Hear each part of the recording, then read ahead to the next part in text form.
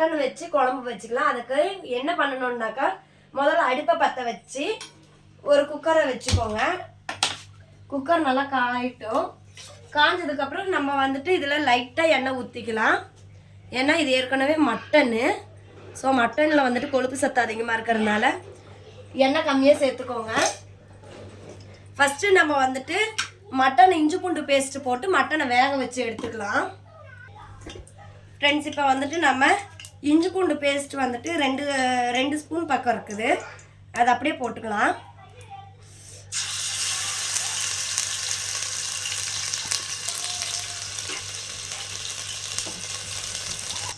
இஞ்சி பூண்டு பேஸ்ட்டு நம்ம 2 ஸ்பூன் போட்டிருக்கிறோம். நம்ம மறுபடியும் தாளிக்கும் போது 1 ஸ்பூன் போட்டால் போதும். கம்மியாக போட்டால் போதும். இஞ்சி பூண்டு பேஸ்ட்டு நல்லா இஞ்சி பூண்டு பேஸ்ட்டு பச்சை வாடை போகிற வரையிலும் வதக்கிடுங்க.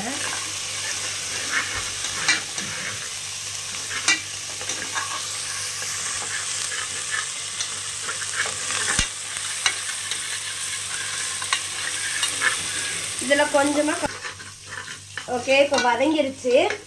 நம்ம வந்துட்டு இந்த கழுவி வச்ச மட்டனை வந்து நம்ம சேர்த்துக்கலாம். ஒரு வாட்டி தான் மட்டன் கழுவுனேன். சில பேர் வந்துட்டு கழுவாமல் போட்டுருவாங்க, டேஸ்ட்டாக இருக்கும்னு சொல்லிட்டு. நம்ம வந்துட்டு எதுக்கும் ஒரு கழுவு நான் கழுவிட்டு தான் எப்போவுமே போடுவேன். ஓகே, இப்போ நம்ம மட்டனை போட்டாச்சு. மட்டனை போட்டு நல்லா எண்ணெயில் போட்டு நல்லா பரட்டி எடுத்துக்கலாம். இஞ்சி பூண்டு பேஸ்ட்டில் போட்டு இப்போ மஞ்சத்தூள் வந்துட்டு 2 டீஸ்பூன் சேர்த்துக்கலாம்.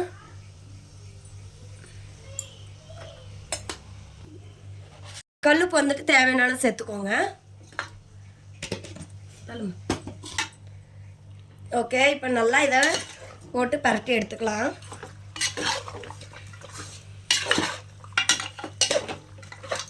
ஒரு 10 நிமிஷம் இந்த இஞ்சி பூண்டு பேஸ்ட்லேயே நல்லா நம்ம பரட்டி எடுத்துட்டு அதுலேயே நம்ம கொஞ்சம் வேக வச்சுக்கலாம்.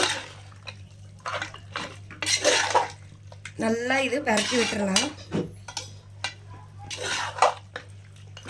எலும்பு இல்லாத கறி பாருங்க. மற்ற கடையிலலாம் பார்த்தீங்கன்னாக்கா எலும்பு போட்டு கொடுத்துருவாங்க. இங்கே பாருங்கள், நமக்கு வந்துட்டு எலும்பே இல்லை, பூராவுமே கறி தான். இங்கே பாருங்க, பார்த்தாலே தெரியும். நான் வந்துட்டு இது என்னடான்னு நினப்பீங்க. இது வந்துட்டு சுத்து கொழுப்பு. ஸோ இது வெறும் வயிற்றில் வந்துட்டு சாப்பிட்டாக்கா குடல் புண்ணெல்லாம் நல்லா ஆற்றும். நல்லா வணக்கி விட்டுருங்க. இது கொஞ்சம் ஒரு 5 நிமிஷம் இப்படியே வதங்கட்டும். அதுக்கப்புறம் விசில் தண்ணி ஊற்றி விசில் போட்டுக்கலாம். பச்சை வாடை போகிற வரைக்கும் நல்லா வதக்கி விட்டுட்டு அப்புறமா நம்ம குக்கரில் மூடி போட்டு விசில் போட்டுக்கலாம். ஃப்ரெண்ட்ஸ், இங்கே பாருங்கள், நம்ம தண்ணியே ஊற்றல, எவ்வளோ தண்ணி வந்துருச்சு பாருங்கள் ஆட்டுக்கறியிலேருந்து. இப்போ இதுக்கு மேலே நம்ம வந்துட்டு ஒரு டம்ளர் அளவுக்கு 1 டம்ளர் 1.5 டம்ளர் தண்ணி ஊற்றி நம்ம வேக விட்டுறலாம். இப்போ வந்துட்டு இதில் ஒரு சொம்பு அளவுக்கு தண்ணியை சேர்த்துக்கலாம். தண்ணியை சேர்த்து நல்லா விசில் விட்டுறலாம். இதை இப்படியே கால்வாசி வந்துருச்சுங்க பாருங்க, பார்த்தா உங்களுக்கே தெரியும். ஃப்ரெண்ட்ஸ், இந்த டம்ளரில் 3 டம்ளர் தண்ணி ஊற்றிக்கலாம்.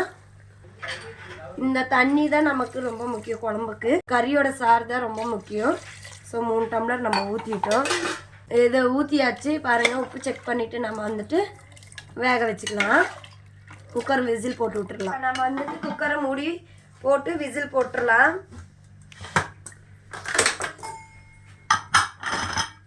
ஓகே, இப்போ நம்ம குக்கர் மூடி போட்டாச்சு. இது ஒரு 3 விசில் வந்துட்டோம். 3லேருந்து 4 விசில் விட்டுக்கோங்க. இளம் ஆடாக இருந்தாக்கா 2 விசில் போதும். முத்து ஆடாக இருந்தாக்கா ஒரு 5-6 விசிலுக்கு மேலேயே போட்டால் போதும். ஓகே, இப்போ இது ஒரு 3லேருந்து 4 விசில் வரட்டும். ஃப்ரெண்ட்ஸ், இப்போ பார்த்தீங்கன்னாக்கா நம்ம மட்டனை வந்துட்டு நம்ம அப்போவே வேக வச்சுருந்தோம் இல்லைங்களா. ஸோ அந்த மட்டனுக்கு இப்போ நம்ம வந்துட்டு குழம்புக்கு மசாலா ரெடி பண்ணணும். ஸோ இப்போ அது என்ன பண்ணுறோன்னு சொல்லி பாருங்கள். ஒரு வடை சட்டியில் எண்ணெயை ஊற்றிக்கோங்க. நல்லா போதும், இந்த அளவுக்கு எண்ணெய் போதும். ஒரு 50 கிராம் அளவுக்கு எண்ணெய் ஊற்றிக்கோங்க.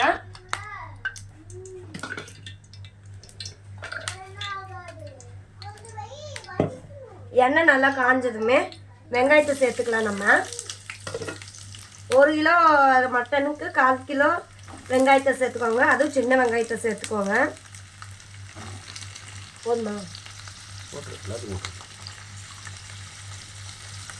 சின்ன வெங்காயம் தான் நம்ம நான்வெஜ்ஜுக்கெல்லாம் நல்லா டேஸ்ட் கொடுக்கும்.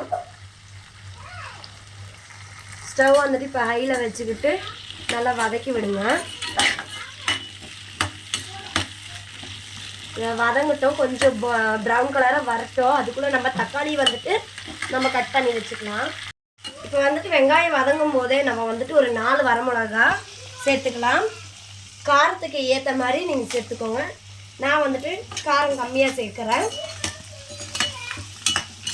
நல்லா வதக்கிக்கோங்க.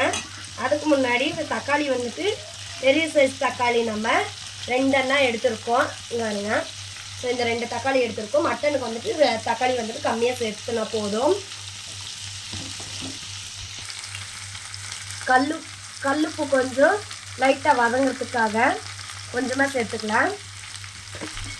அது போக அது கூட கொஞ்சமாக 1 டீஸ்பூன் அளவுக்கு மஞ்சள்தூள் சேர்த்துக்கலாம்.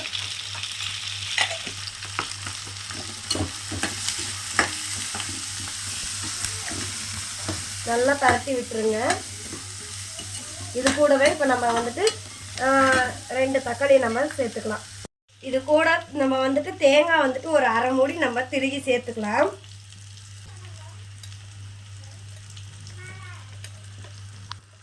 தேங்காய் ஏற்கனவே நான் எடுத்து வச்சுங்காட்டி நான் சும்மா தரன்னு அரைச்சி வச்சுருக்கேன். ஏற்கனவே நான் தேங்காய் வந்துட்டு உடச்சி கட் பண்ணி வச்சுருந்ததால் நான் மிக்சியில் கொஞ்சம் லைட்டாக தரன்னு அரைச்சி போட்டிருக்கிறேன். உங்களுக்கு பார்த்தாலே தெரியும் எவ்வளோ பெருசாக இருக்க பாருங்கள் தேங்காய். நீங்கள் வந்துட்டு கையில் திருகி போட்டுக்கலாம். அப்படி இல்லைன்றவங்க மிக்சியில் அரைச்சி கூட போட்டுக்கலாம். தரன்னு அரைச்சி போட்டுக்கோங்க. இப்போ வந்துட்டு இது கூட நம்ம தக்காளி சேர்த்துக்கலாம்.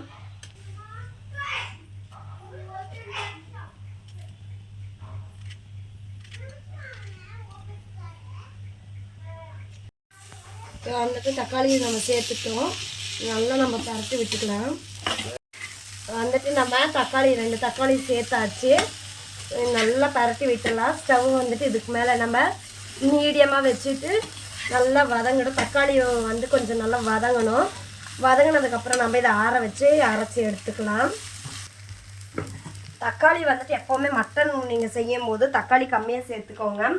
ஏன்னா குழம்பு மட்டன் குழம்பு இனிச்சிடும். ஸோ அதனால நல்லா இருக்காது. அதனால் நீங்கள் வந்துட்டு தக்காளி வந்துட்டு 2 தக்காளி, பெருசாக இருந்தாக்கா 1 தக்காளி சேர்த்துக்கோங்க. நான் மீடியம் சைஸாக இருந்ததுனால 2 தக்காளி நான் சேர்த்துக்கிட்டேன். ஓகே, இது நல்லா இப்போ இதை இப்படியே வதங்கட்டும்.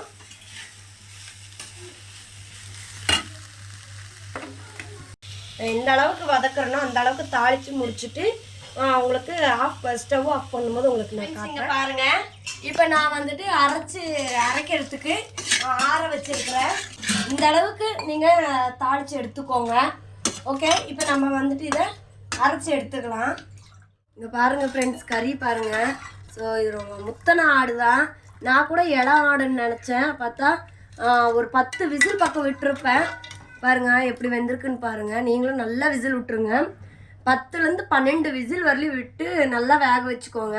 ஏன்னா குழந்தைங்களுக்கு கொடுக்குறது வந்துட்டு நீங்கள் நல்லா வேக வைக்கணும்.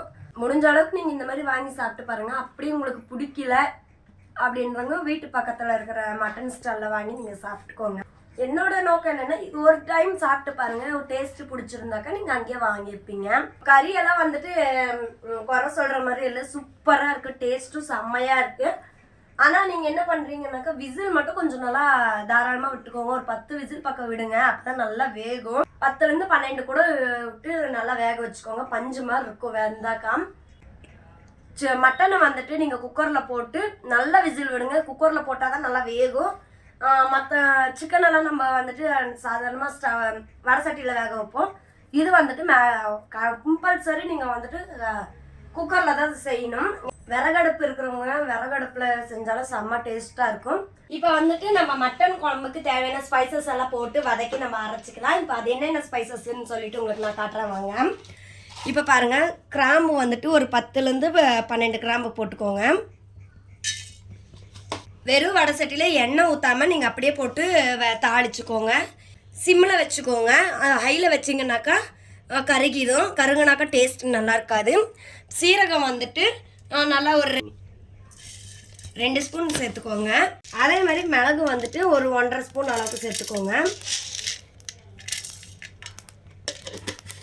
நல்லா இது பண்ணிக்கோங்க. அப்புறமா சோம்பு வந்துட்டு ஒரு 1.5 ஸ்பூன் அளவுக்கு போட்டுக்கோங்க.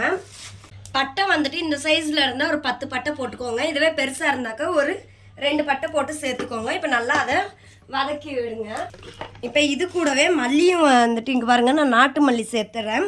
ஸோ இதுவும் ஒரு 2 ஸ்பூன் பக்கம் சேர்த்துக்கோங்க. நான் எல்லாம் கையளவு தான் போடுவேன், ஏன்னா எனக்கு கையில் தான் அளவு கரெக்டாக வரும். ஸோ ஸ்பூன் எனக்கு அளவு தெரியாது. அடுப்பை வந்துட்டு மீடியம் ஃப்ளேமில் ஸ்லோவாக வச்சுக்கோங்க. ஸ்லோவாக வச்சு நல்லா வறுத்தெடுங்க. ஏன்னா ஸ்மெல் வரும்போது அதோட மனம் வந்துட்டு உங்களுக்கு நல்லாவே வரும்போது நீங்கள் அதை ஸ்டவ் ஆஃப் பண்ணிவிட்டு நல்லா ஆற வச்சு அப்படியே ட்ரையாக நீங்கள் அரைச்சி எடுத்துக்கோங்க மிக்சியில் போட்டு. ஓகே, இது இப்போ நல்லாவே மனம் வர ஆரம்பிச்சிருச்சு. இப்போ நம்ம ஸ்டவ் ஆஃப் பண்ணிக்கலாம். இந்த வடை சட்டியோட சூட்லேயே இன்னும் கொஞ்சம் அதை வதங்கிடும்.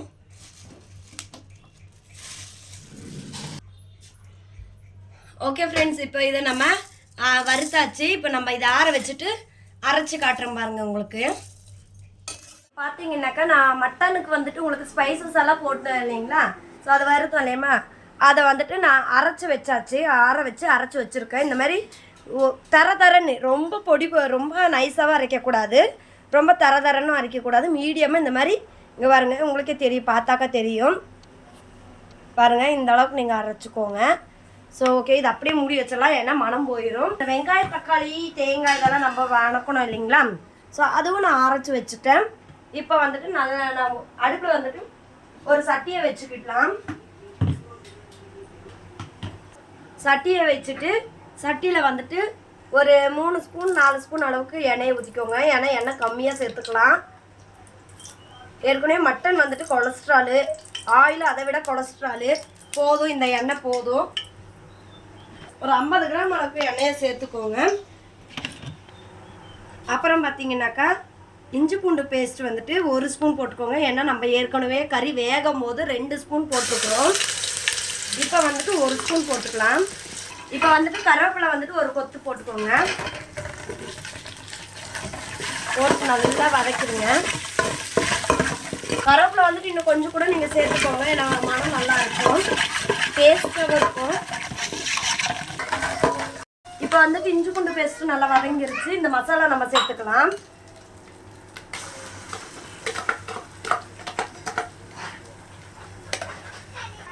இந்த மாதிரி நீங்கள் அரைச்சி வச்சுட்டிங்கனாக்கா நல்லா இஞ்சி பூண்டு பேஸ்ட்டு இந்த மாதிரி இதெல்லாம் ரெடிமேடாக வச்சுருப்பீங்கனாக்கா நீங்கள் செய்யும் போது நீங்கள் வந்துட்டு டக்குன்னு செஞ்சிடலாம். எனக்கு வந்துட்டு எல்லாமே ரெடி பண்ணி கொடுத்தது என்னோடய அத்தை தான். வெங்காயம் உரிச்சு கொடுத்து, இஞ்சி பூண்டெல்லாம் உரிச்சு கொடுத்து எல்லாம் ரெடி பண்ணி கொடுத்துட்டாங்க. அதாவது நான் அங்கே கறி வாங்கிட்டு வரது கூட அத்தை இதெல்லாம் ரெடி பண்ணி வச்சுட்டாங்க. இப்போ பாருங்கள், இப்போ நல்லா பரட்டி விட்டுக்கலாம். நல்லா வதங்கட்டும். மசாலா போட்டதுக்கப்புறம் இந்த வேக வச்ச கறி, இந்த கறி தண்ணி எல்லாத்தையும் ஒட்டுக்க அப்படியே ஊற்றிக்கலாம். ஏன்னா எல்லாமே வதக்கிட்டு தான் நம்ம செஞ்சுருக்குறோம். ஸோ அதனால் நம்ம வந்துட்டு எக்ஸ்ட்ரா இதை வந்துட்டு வதக்க வேண்டாம். இது நல்லா கொதிக்கும் இல்லைங்களா? இந்த கொதிக்கும் போது அதோட பச்சை வடை எல்லாம் போயிடும். நமக்கு குழம்பு வந்துட்டு டேஸ்ட் கொடுக்கும். ஸோ ரொம்ப தண்ணியாகவும் இல்லாமல் ரொம்ப கெட்டியாகவும் இல்லாமல் மீடியமாக வைக்கணும். மட்டன் குழம்பு வந்துட்டு ரொம்ப தண்ணியாக வச்சாக்கா பிடிக்காது. கறிக்கு வந்துட்டு கறி வேக வச்ச தண்ணி வந்துட்டு என்றைக்குமே கீழே கொட்டிடாதீங்க, ஏன்னா அதுதான் ரொம்ப சத்து. இந்த கறியில் இருக்கிற சத்து பூரா அந்த தண்ணியில் இறங்கிடும். அதனால தான் நான் கறியை எப்போவுமே கறி வேக வச்ச தண்ணி எச்சா வச்சுக்குவேன்.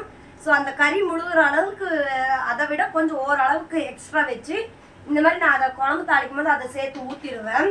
ஏன்னா அது வேஸ்ட் பண்ணக்கூடாது. வேஸ்ட் பண்ணாமல் நான் குழம்புல ஊற்றிக்குவேன். மட்டன் வேக வச்சேனாக்கா அந்த தண்ணி வந்துட்டு குழந்தைங்களுக்கு அந்த மட்டன் வெந்த வர தண்ணியை வந்துட்டு சூப் மாதிரி 2 பேருக்கு கொடுத்துருவேன். ஏன்னா உடம்பு ரொம்ப குளிர்ச்சியாக இருக்கும், சத்து கூட. தண்ணியில் வந்துட்டு நீங்கள் வந்துட்டு மிளகும் கொஞ்சமாக லைட்டாக உப்பு போட்டிங்கனாக்கா, உப்பு கொத்தமல்லி எல்லாம் போட்டு கொடுத்தீங்கன்னாக்கா ஆட்டுக்கால் சூப் மாதிரியே ஆகிடும். ஸோ இப்போ இந்த ஜாரில் வச்ச இந்த மிக்சியில் கொஞ்சம் இருந்த தண்ணியை சேர்த்துக்கலாம். என்னடா இவ எல்லாமே கரண்டிலேயே பண்ணுறாளேன்னு நினைக்காதீங்க, கையில் அள்ளிட்டு இருக்க முடியாது இல்லைங்களா?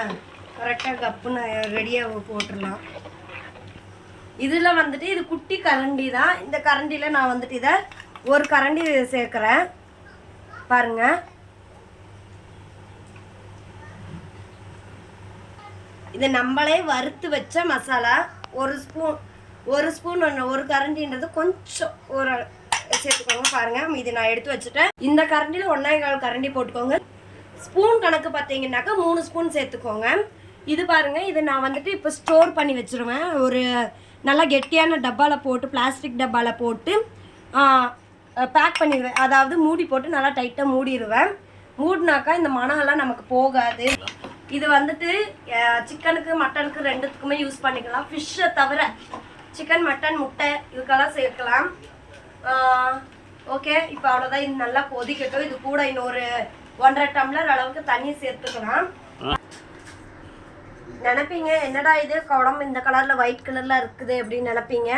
ஸோ அப்படி நினைக்காதீங்க. நல்லா கொதிச்சதுக்கப்புறம் காட்டுறேன் பாருங்கள். உங்களுக்கு மசாலா இந்த பொடியெல்லாம் போட்டதுக்கப்புறம் நல்லா இருக்கும். இப்போ வந்துட்டு கறி மசாலா வந்துட்டு 3 ஸ்பூன் போட்டுக்கோங்க. அப்புறம் மட்டன் மசாலா வந்துட்டு அதே 3 ஸ்பூன் போட்டுக்கோங்க.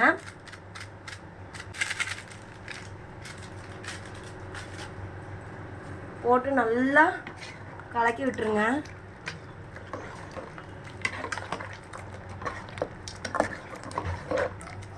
ஓகே, இது நல்லா கொதிக்கட்டும். பச்சை வாசம் வச்சு இது போனதுக்கப்புறம் நம்ம வந்துட்டு தண்ணி சேர்த்துக்கலாம். தண்ணி வந்துட்டு உங்களுக்கு எந்த அளவுக்கு தண்ணி தேவைப்படுதோ அந்த அளவுக்கு தண்ணி சேர்த்துக்கோங்க. நான் வந்துட்டு மீடியமாக இருக்கட்டும்னு சொல்லிட்டு ஒரு 1.5 டம்ளர் அளவுக்கு நான் தண்ணி சேர்த்துக்கிறேன். ஏன்னா ஏற்கனவே நம்ம மட்டனை வந்துட்டு நல்லா வேக வச்சுட்டோம். இப்போ நல்லா கொதிக்கட்டும். ஒரு பிளேட்டு போட்டு மூடிடலாம். மூடினதுக்கப்புறம் இது நல்லா கொதிச்சதுக்கப்புறம் நான் உங்களுக்கு காட்டுறேன் பாருங்க குழம்பு எப்படி வருதுன்னு. அவ்வளோதான். இது நல்லா கொதிச்சதுன்னாக்கா கொத்தமல்லியை தூவி நம்ம குழம்பு ஆஃப் பண்ணிக்கலாம். இப்போ வந்துட்டு ஒரு பிளேட்டை போட்டு இதை நம்ம அப்படியே க்ளோஸ் பண்ணி விட்டுறலாம். ஓகே, இது நல்லா கொதிக்கிட்டு கொதிச்சதுக்கப்புறம் நான் உங்களுக்கு காட்டுறேன். உப்பு போடலை. நான் ஏற்கனவே கறியில் போட்டு வேக வச்சிருந்தாலும் போடலை. பார்த்தாக்கா உப்பு கம்மியாக இருந்தது. இப்போ உப்பு சேர்த்துக்கலாம். உங்களுக்கு தேவையானாலும் சேர்த்துக்கோங்க. ஓகே ஃப்ரெண்ட்ஸ், இதை நல்லா கொதிச்சதுக்கப்புறம் உங்களுக்கு நான் காட்டுறேன். ஓகே, இது அப்படியே நம்ம மூடி வச்சிடலாம். நல்லா கொதிக்கட்டும். கொதிச்சதுக்கப்புறம் உங்களை காட்டுறேன். ஆட்டுக்கறி குழம்பு எப்படி வந்திருக்குன்னு நம்ம பார்க்கலாம். ஓப்பன் பண்ணலாமா? செம. பார்த்தீங்களா, கலர் வந்துருச்சு. நம்ம போடும்போது கலர் இல்லை, இப்போ கலர் வந்துருச்சு. பார்த்தீங்களா, அவ்வளோதான். எல்லாம் பொடியெல்லாம் போட்டதுக்கப்புறம் நமக்கு கலர் நல்லாவே வந்துருச்சு பாருங்கள். அவ்வளோதான் ஃப்ரெண்ட்ஸ், நம்ம குழம்பு ரெடி ஆயாச்சு. நம்ம வந்துட்டு ஸ்டவ்வை ஆஃப் பண்ணிக்கலாமா? போட்டு நம்ம இறக்கிடலாம். ஓகே ஃப்ரெண்ட்ஸ், இப்போ நம்ம வந்துட்டு ஃபைனல் டச்சாக கொத்தமல்லி தூவி நம்ம குழம்பு இறக்கிடலாம். அவ்வளோதான். ஓகே ஃப்ரெண்ட்ஸ், இந்த வீடியோ பிடிச்சிருந்தாக்கா உங்களுக்கு லைக் பண்ணுங்கள், ஷேர் பண்ணுங்கள், கமெண்ட் பண்ணுங்கள். மறக்காமல் சப்ஸ்கிரைப் பண்ணிக்கோங்க. நம்ம வீடியோ பிடிச்சிருந்தா மட்டும் சப்ஸ்கிரைப் பண்ணிக்கோங்க. ஃபஸ்ட்டு பாருங்கள் வீடியோ நாங்கள் போடுறது உங்களுக்கு பிடிச்ச மாதிரி இருக்கான்னு பாருங்கள். பார்த்துட்டு நீங்கள் அப்புறமா நீங்கள் சப்ஸ்கிரைப் பண்ணிக்கோங்க மக்களே. ஓகே ஃப்ரெண்ட்ஸ், நான் வந்துட்டு குழம்பு வந்துட்டு சாப்பிட்டு காட்டுறோம். எப்படி இருக்குன்னு சொல்லிட்டு காட்டுறாச்சு. ஸோ பாருங்கள், நான் இதை சாப்பிட்டு பார்த்துட்டு உங்களுக்கு சொல்கிறேன் பாருங்கள். ஒரு நிமிஷம். கறி பாருங்கள் எப்படி வேக வச்சுருக்கேன்னு பாருங்கள். உங்களுக்கே தெரியும் பார்த்தாக்கா. நல்லா இருக்குது.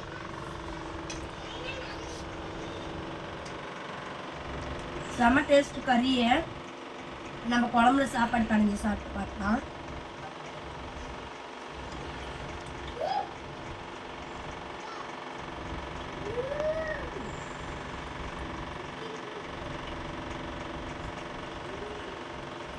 சூப்பராக இருக்குது.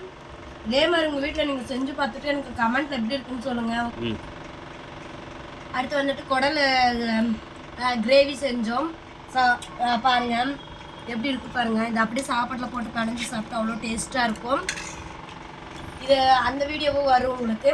இந்த வீடியோ பிடிச்சிருந்தா லைக் பண்ணுங்கள், ஷேர் பண்ணுங்கள், கமெண்ட் பண்ணுங்கள், மறக்காமல் சப்ஸ்கிரைப் பண்ணிக்கோங்க. பாய்.